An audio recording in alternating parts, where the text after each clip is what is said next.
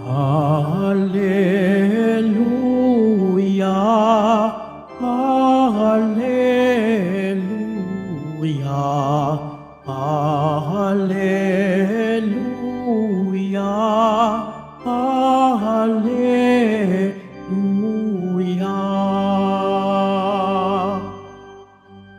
Mapalad ang nagtitiis, sa mabuti inuusig, tagapagmana ng langit. Hallelujah, Hallelujah, Hallelujah, Hallelujah.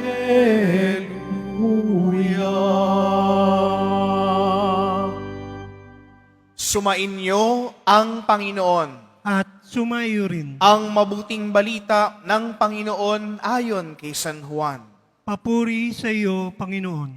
Noong panahong iyon, sinabi ni Jesus sa kanyang mga alagad, "Tandaan ninyo, malibang mahulog sa lupa ang butil ng trigo't mamatay, mananatili itong nag-isa, ngunit kung mamatay, ito'y mamumunga ng marami.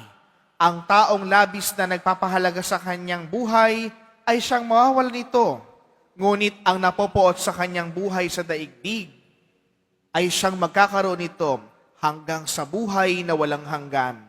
Dapat sumunod sa akin ang naglilingkod sa akin, at saan man ako naroon ay naroon din ang aking lingkod. Pararangalan ng Ama ang sinumang naglilingkod sa akin." Mga kapatid, ang mabuting balita ng Panginoon. Pinupuri ka namin, Panginoong Heso Kristo. Magsiupo muna ang lahat. Magandang tanghali po sa inyong lahat. Ngayon po ay atin pong pinagdiriwang ang kapistahan ni San Pedro Calungsod. Alam po ninyo, San Pedro Calungsod, siya po ang ikalawang Pilipinong santo. Hindi nyo ba naisip, ang bansang Pilipinas ay isang katolikong bansa? Libo-libo ang mga Katoliko. Maraming naging pare, maraming naging madre, maraming pumasok sa buhay relihiyoso. Pero bakit ang mga naging santo natin ay siyang mga taong hindi pari, hindi madre, kundi isang ordinaryong laiko? Sino po ang unang Pilipinong santo? San Lorenzo Ruiz. Isa siyang family man, di ba? Isa siyang ama ng tahanan. At ito naman po, si San Pedro Calungsod ay isang kabataan na katekista.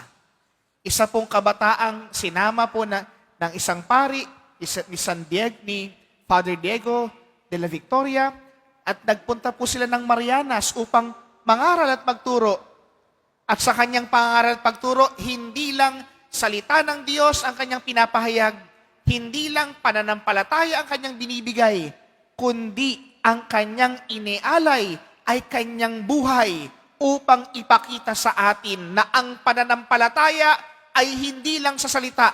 Ang pananampalataya ay hindi lang sinasambit ng ating bibig, bagkus ang pananampalataya ay isinasagawa sa pag-aalay ng ating buhay para sa Panginoon.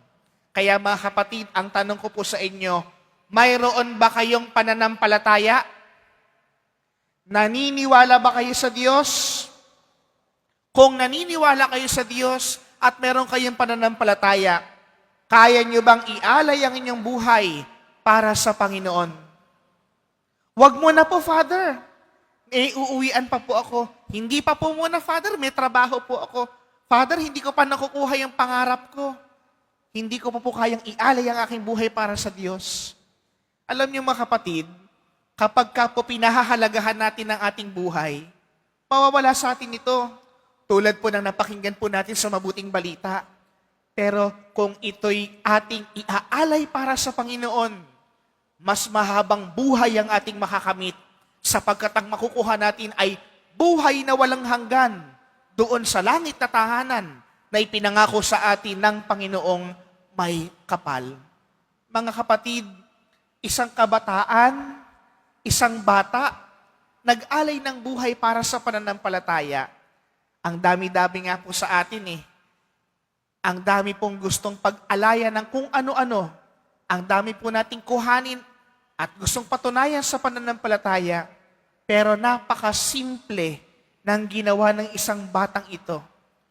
Pag-aalay ng kanyang buhay para sa Diyos na totoo. Para kay Kristong ating Panginoon. Mga kapatid, iginawa ito sa atin upang maging palatandaan ng lahat ng Pilipino na dapat tayong maging totoo sa ating pananampalataya. Hindi lang sa bibig, hindi lang sa nguso, hindi lang sa mga kamay at paa natin. Bagkus ito'y isinasagawa natin at isinasabuhay upang tayo lumago at tumibay sa pananampalataya. Si San Pedro Calungsod ay modelo ng lahat ng mga Kristiyanong Pilipino na dapat nating parisan, dapat nating hangaan dahil mas pinakita nito ang pinakamahalaga sa lahat.